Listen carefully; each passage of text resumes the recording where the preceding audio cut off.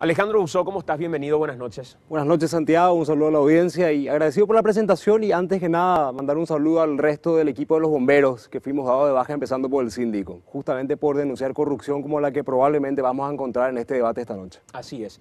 Alejandro, ¿qué es prever en una situación de emergencia? ¿Cuál es el rol de la Secretaría de Emergencia Nacional cuando se sabe que una crecida va a llegar?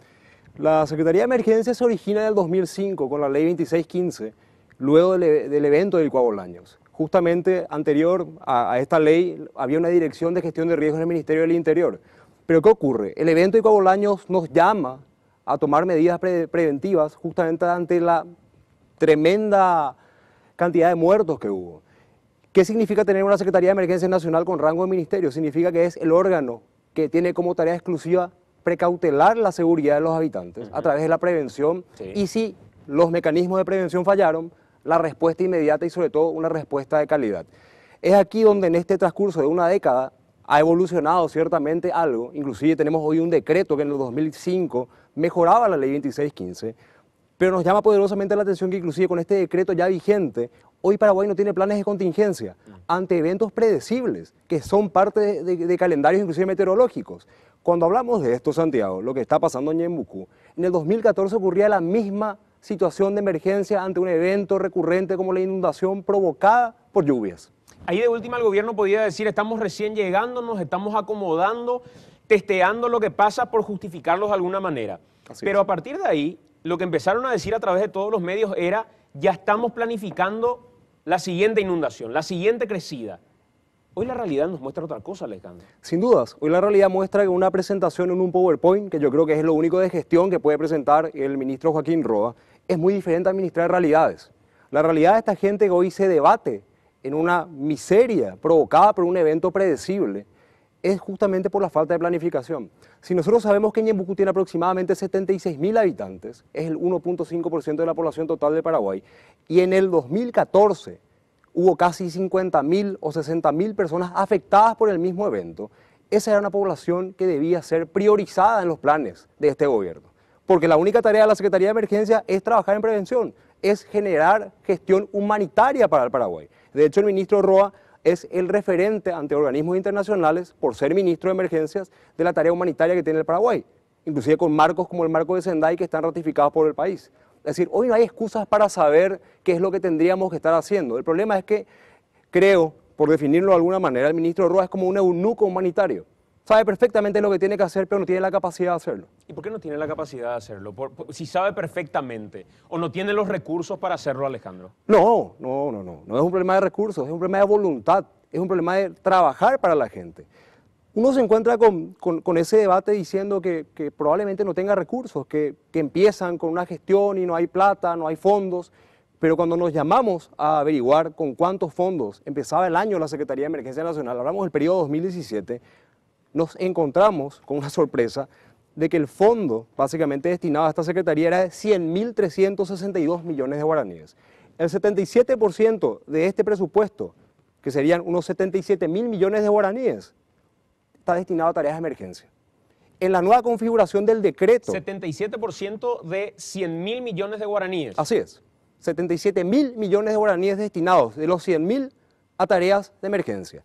Y con el decreto 3713 del 2015, emergencia hoy se entiende como tareas de prevención, tareas de respuesta y tareas de recuperación. Tomando el ejemplo que decías, si en el 2014 nuestros compatriotas en Ñembucú estaban viviendo la misma situación, como mínimo estos fondos deberían estar destinados para la recuperación de esas familias. Quizás no se pudo prevenir a tiempo, no hubo planes, pero inclusive lo llamativo de esto, Santiago, y la gente tiene que saberlo, y yo creo que hay que hacer esa reiteración, la solidaridad de la gente, hay que seguir trabajando, es un ejercicio ciudadano, cívico, que no puede terminar ahí.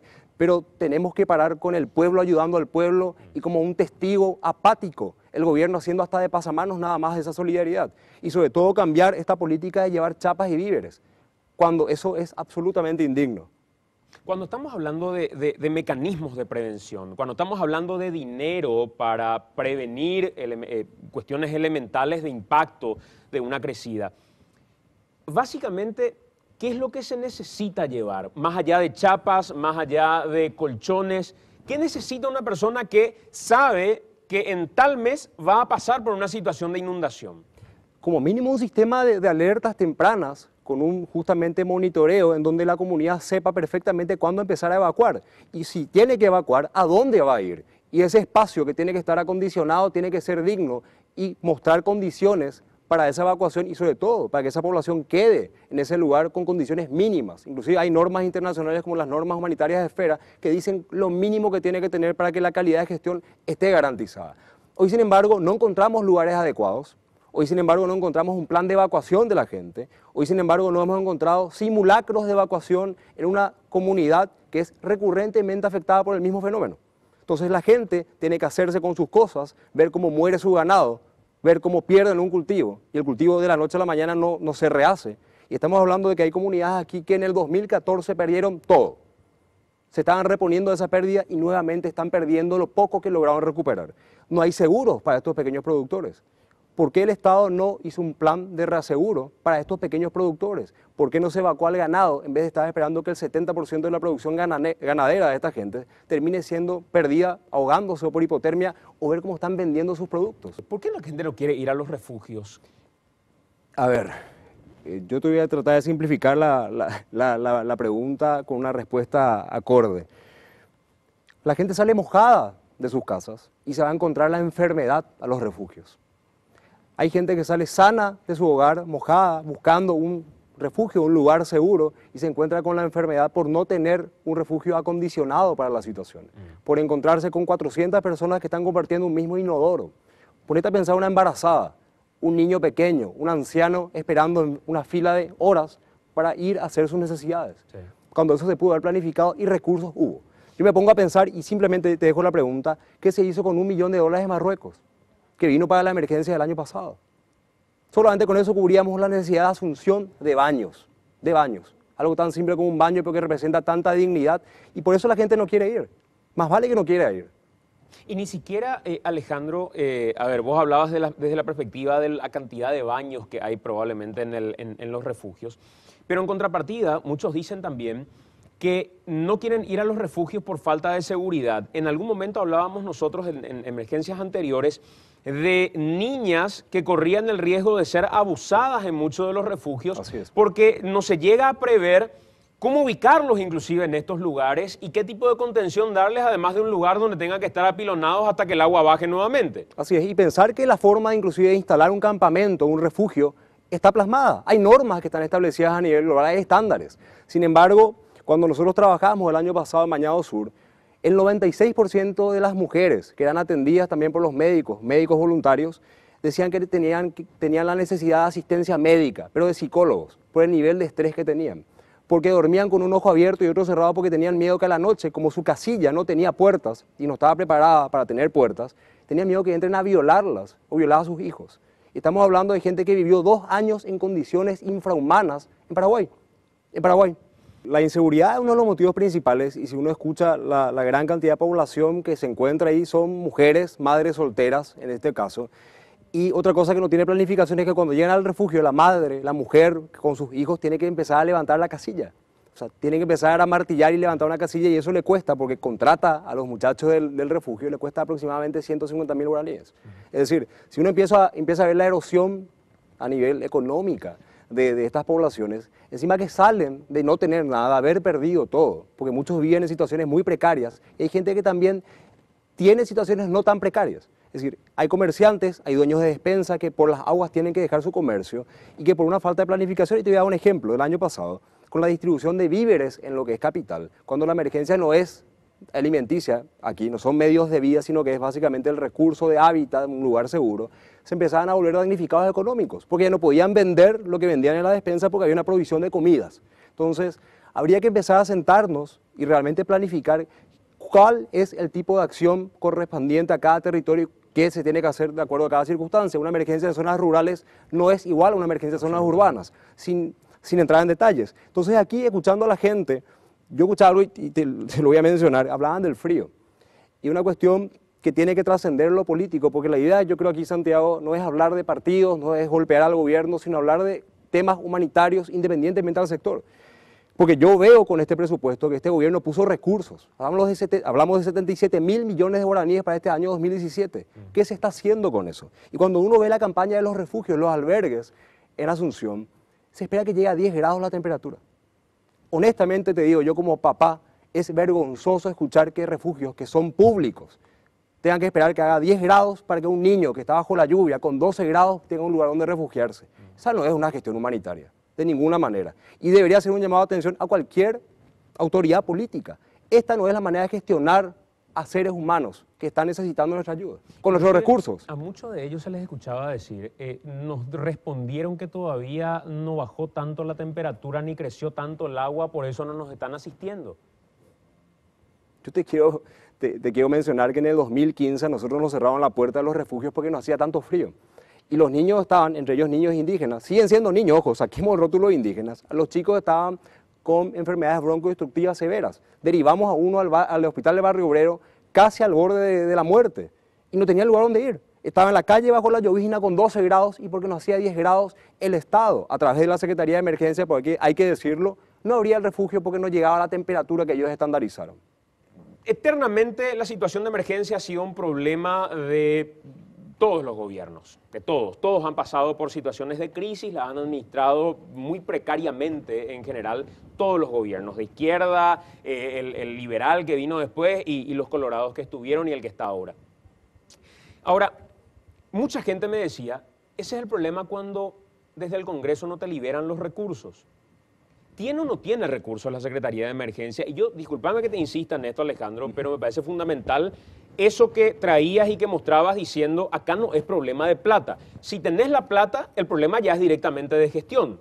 Así es. Esta planilla que estaba accesible es la planilla hasta abril de la disponibilidad de recursos de la Secretaría de Emergencia Nacional.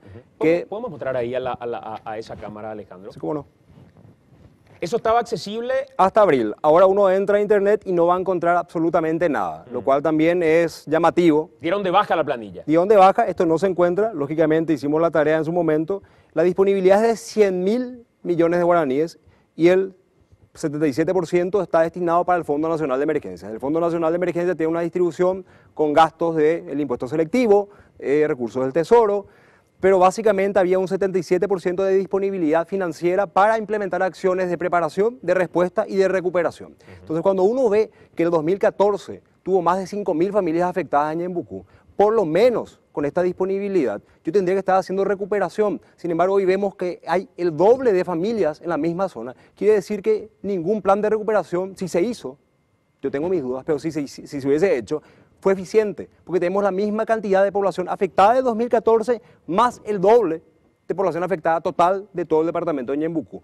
Y lo raro de esto, Santiago, es que con este decreto, que no es poca cosa hablar porque está en la ley, el artículo 4 del decreto 3713, que amplía justamente la ley 2615, habla de que la SEM puede intervenir en acciones estructurales inclusive. O sea, tirarle la pelota al Ministerio de Obras Públicas hoy ya no es excusa para la Secretaría de Emergencia. Porque ya tiene la SEN esa prerrogativa. Lo dice acá, entiéndase como medidas y acciones en fases de preparación, respuesta y rehabilitación, todas aquellas necesarias, sean estructurales o no estructurales. Es decir, la Secretaría de Emergencias, con el fondo que tenga, podría haber llevado adelante medidas estructurales y le faltaba plata. Ahí podemos pedirle al MOPC o pedimos a otras, inclusive las binacionales, que nos ayuden a llevar adelante el proceso, pero falta voluntad y sobre todo criterios. Entonces, cuando me llama la atención también, Santiago, el tema de la transparencia, y lo tenemos que hablar porque es una cuestión no menor, cuando en Asunción se da el golpe del fenómeno del niño, un fenómeno anticipado de hecho, y probablemente el fenómeno del niño más duro de los últimos 20 años, se dijo en todo el mundo. Y yo te pregunto a vos, Santiago, y también se lo pregunto a la audiencia, si durante esta gestión de Roa, como ministro de la SEN, ¿escucharon alguna comunicación social sobre el fenómeno del niño? Yo no escuché nada. Es decir, el fenómeno más potente de los últimos 20 años, y a Paraguay pasó desapercibido. Hablamos de inundaciones, pero no que causaba la inundación.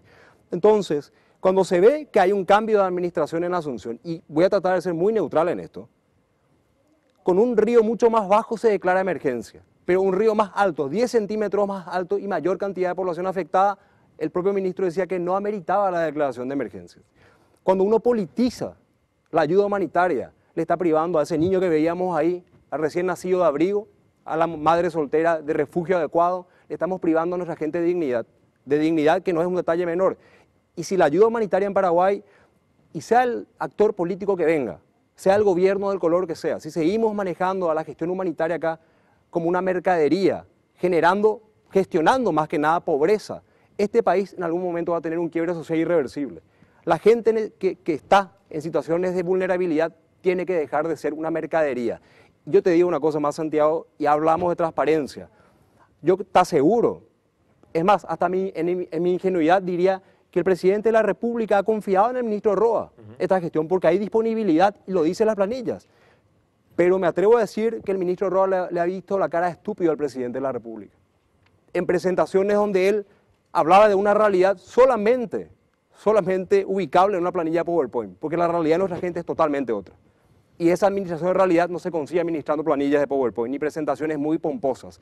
Y lo último, Santiago, sí, yo te puedo asegurar que hay cuestiones como esta que sí son llamativas. Hay una denuncia por corrupción dentro de la Secretaría de Emergencias entregada al propio ministro, Joaquín Roa, por una funcionaria, en donde nombra a personas, inclusive en los momentos y los actos, y esta planilla jamás llegó a la unidad de delitos económicos del Ministerio Público. Se ha cajoneado. Esta planilla, y tengo el original acá, fue cajoneada, y la repercusión que tuvo ante esta denuncia a la funcionaria en su momento fue ser baleada un mes después de haber recibido la denuncia, el propio ministro de Emergencias. Transcrito esto por el asesor jurídico de la Secretaría de Emergencias. Gracias, Alejandro, por acompañarnos. Un placer. Muy amable.